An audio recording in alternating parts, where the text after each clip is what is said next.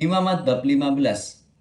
Tuhan berfirman kepada Musa dan Harun, "Berbicaralah kepada orang Israel dan katakan kepada mereka, apabila aurat seorang laki-laki mengeluarkan lelehan, maka najislah ia karena lelehannya itu. Beginilah kenajisannya berhubung dengan lelehannya itu, bila auratnya membiarkan lelehan itu mengalir, atau bila auratnya menahannya sehingga tidak mengeluarkan lelehan, maka itulah kenajisannya. Setiap tempat tidur yang ditiduri orang yang mengeluarkan lelehan itu menjadi najis, dan setiap barang yang didudukinya menjadi najis juga.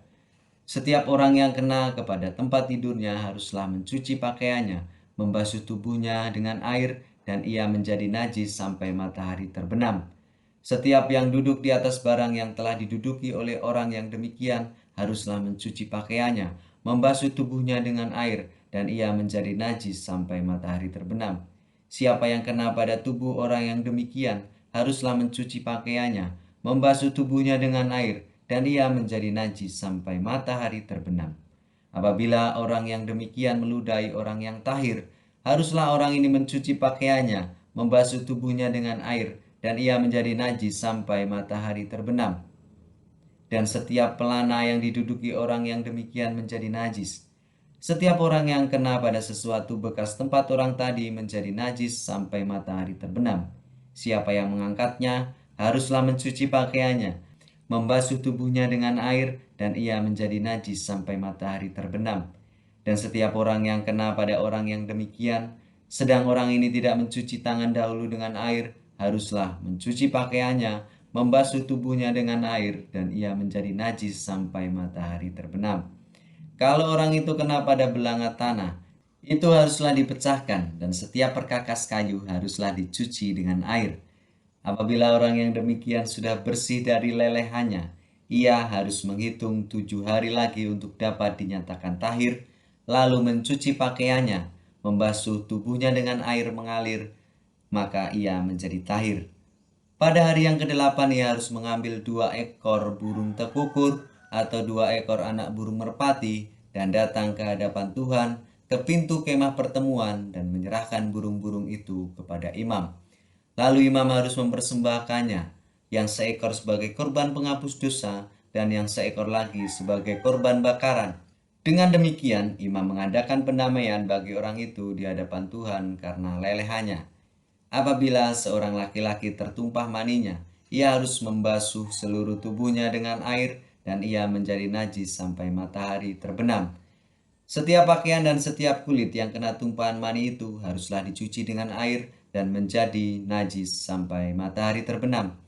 Juga seorang perempuan, kalau seorang laki-laki tidur dengan dia dengan ada tumpahan mani, maka keduanya harus membasuh tubuhnya dengan air dan mereka menjadi najis sampai matahari terbenam.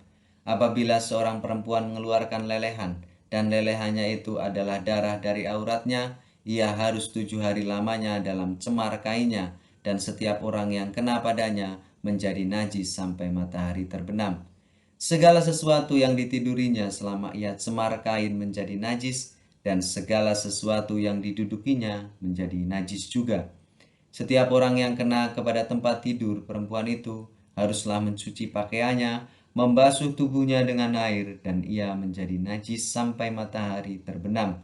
Setiap orang yang kena kepada sesuatu barang yang diduduki perempuan itu haruslah mencuci pakaiannya, membasuh diri dengan air, dan ia menjadi najis sampai matahari terbenam. Juga pada waktu ia kena pada sesuatu yang ada di tempat tidur atau di atas barang yang diduduki perempuan itu, ia menjadi najis sampai matahari terbenam. Jikalau seseorang lelaki tidur dengan perempuan itu, dan ia kena cemar kain perempuan itu, maka ia menjadi najis selama 7 hari, dan setiap tempat tidur yang ditidurinya menjadi najis juga.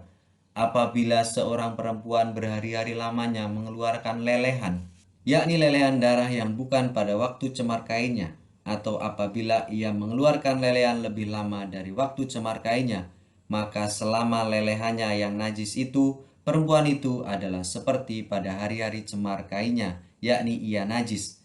Setiap tempat tidur yang ditidurinya selama ia mengeluarkan lelehan haruslah baginya seperti tempat tidur pada waktu cemar kainnya, dan setiap barang yang didudukinya menjadi najis sama seperti kenajisan cemar kainnya.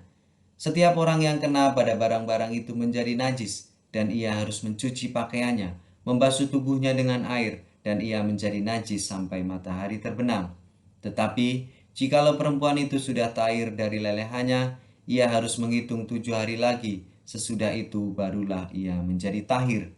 Pada hari yang ke-8 ia harus mengambil 2 ekor burung tekukur atau 2 ekor anak burung merpati dan membawanya kepada imam ke pintu kemah pertemuan. Imam harus mempersembahkan yang seekor sebagai korban penghapus dosa dan yang seekor lagi sebagai korban bakaran.